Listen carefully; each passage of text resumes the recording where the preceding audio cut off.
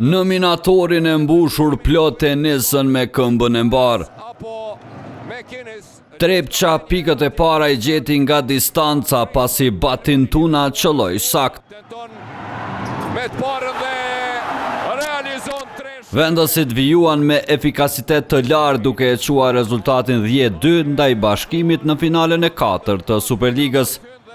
E pas fillimit të vështirë, prizrenasit nisën të këndellën pasi po shënonin me rregull. Por efikasiteti I lartë në sulm bëri që Trepça për 10 minuta t'i shënoi 33 pikë ndërkohë pranoi 26. Por gjërat ndryshuan krejtësisht në qerekun e dytë. Sulmi I Trepçës nuk funksionoi më. Xhehetarët për 10 minuta I shënuan vetëm 2 pikë.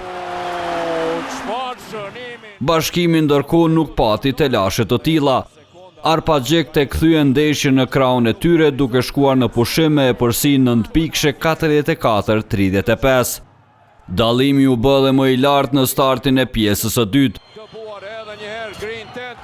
Bashkimi shkoi deri plus 15, por epërsinë më të thellë në ndeshje.